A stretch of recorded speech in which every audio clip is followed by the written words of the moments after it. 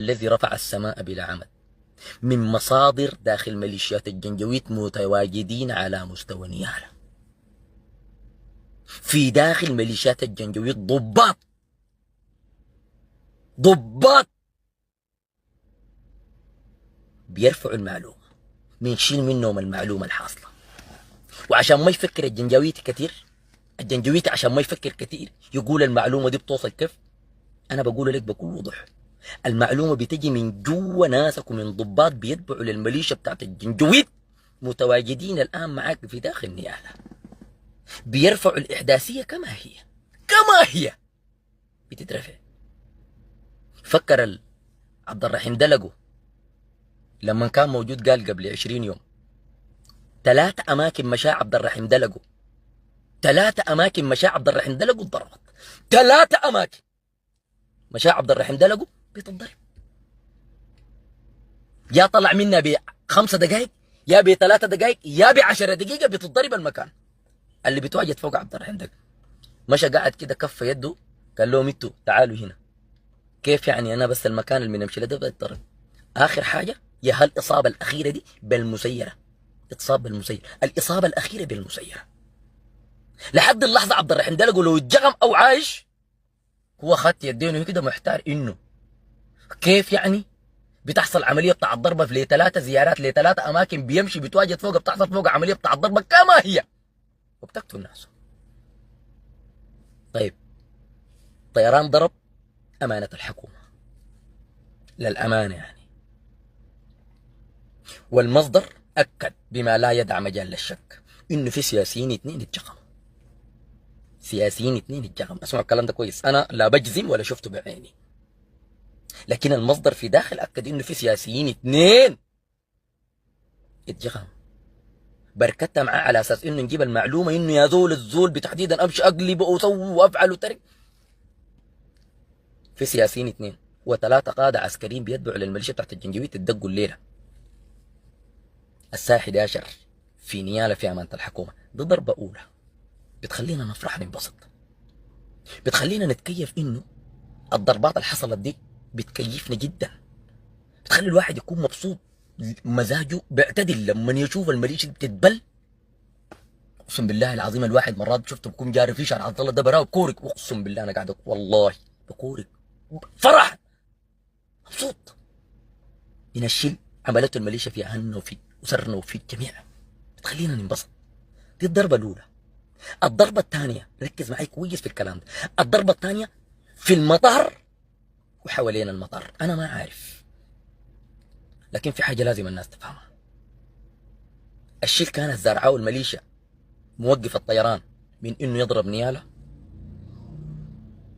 الحاجه كانت خدتها الميليشيا تحت الجنجويد سواء كان على رادارات او شنو اي كانت الحاجه دي شنو، الطيران بتاعنا انه ما قاعد يوصل، حتى مش بيوصل نياله لا، حتى الفاشر نفسه الطيران ما كان قاعد يوصل. الحاجه اللي كانت بتمنع الطيران انا اقول لكم بكل وضوح الان ما في، ودي معلومه يعني انا مركت عليكم عديل. الان ما في حاجه بتمنع حركه الطيران في سماء دارفور. الداري يعرف عشان ما نجي يجيك واحد يقول لك يا اخي في عزل في. شوف الان انا بتكلم عن الان اللحظه دي ما في حاجه بتوقف حركه الطيران، طيران القوات المسلحه انه يوصل دارفور ما في على الاطلاق. لكن كان اساسا ما في طيران عشان انا اديك لها على بلاطه كده عشان انت تستوعبها، لانه نحن نحن اساسا ما كانت عندنا طائرات كافيه لانها تمشي تضرب في دارفور. والله انا اقول لك الطائرات اللي كانت موجوده عندنا اقسم بالله العظيم سابقه قبل الضرب قبل الطيران الحالي ده. طبعا بالمناسبه يا اخوان يعني انا داير اوريكم حاجه بالمناسبه، عندنا 4 طائرات جديده. والله ما سمع الكلام ده يسمعه يعني حقيقه، ما سمع الكلام ده يسمع. عندنا 4 طائرات جديده، شغل والله بيختلف عديل، شغل حقيقي. وهسه الضربه اللي حصلت لكم الليله دي يا جنجويد باحداثيات اترفعت من ضباط من عندكم،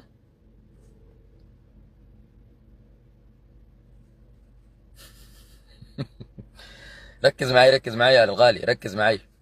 خليك منها حبيبي والله. كويس. الضربة الليلة اللي حصلت دي بإحداثيات اترفعت من داخل الميليشيا، بطيران جديد، بإيقاف لمنظومة الرادارات بتاعت ميليشيات الجنجويد. دي 3 أخبار. طيران جديد بل المنظومة بتاعت الرادارات ميليشيات الجنجويد، جغم 2 من السياسيين ومعاهم قادة عسكريين، تدمير منظومة بتاعت أسلحة متواجدة شرق مطار نيالا. في شنو أكتر من كده يا أخواننا؟ في شنو يعني نحن قادرين؟ قادر القوات المسلحة ولا ما قادرة؟ 4 طائرات جديدة الحمد لله رب العالمين. دق زي الدق. ضربة بتاعت المطار وحوالين المطار. حوالين المطار دي هي الضربة دمرت منظومة كاملة، منظومة. وفي داخل المطار ما دقت طائرة لأنه ما كانت متواجدة طائرة في مطار نيالا. دي للأمان يعني، لأنه الطائرة جابت الجماعة دي اتفكفكت. لكن دق المطار، دق اسمه شنو بتاع المطار ده اتدق، واتدقت شرق المطار اتدقت منظومة متكاملة للميليشيا بتاعت الجنجويد. دي حاجة بتفرح ولا ما بتفرح يا اخوان؟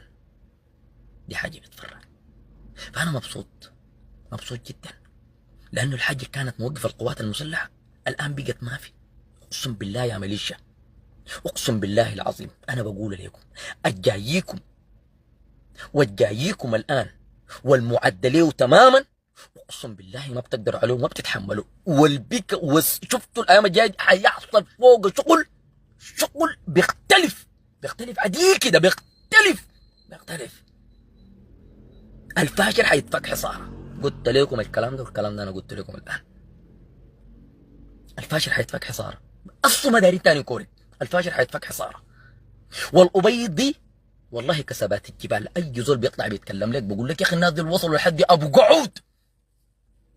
ما هم كانوا موجودين جوا الأبيض، ما وصلوا أبو قعود. بالنسبة لشغل كردفان تعال اديك أنا كمان الحاصل في كردفان، بالنسبة للشغل الحاصل على مستوى كردفان. في ناس بيجي بتكلم لك إنه الأبيض وصلوا أبو قعود. لا هم كان. اسمع عزيزي، الميليشيا دي كانت موجودة جوا الأبيض. اسمع الكلام ده كويس. كانت بتوصل لحد 13. اسمع الكلام ده كويس عشان ما يكبر لك زول يقول لك ولا يدخل فيك عمليات الرعب يقول لك يا أخي الناس ديل الأبيض والناس ديل بسقطوا الأبيض. اسمع كلامي ده كويس. انا بقول لك الكلام ده ما بقوله لك كشنو ككلام فضفاض، لا بقول لك حقيقه. ماليشيا دي كانت موجوده بتوصل لحد 13. انت عارف 13 دي منها كده مسافه بتاع 3 دقائق بتخش السوق الكبير بتاع الابيض. والله العظيم دي جوا الابيض ولا ما جوا الابيض ما قدرت تعمل حاجه.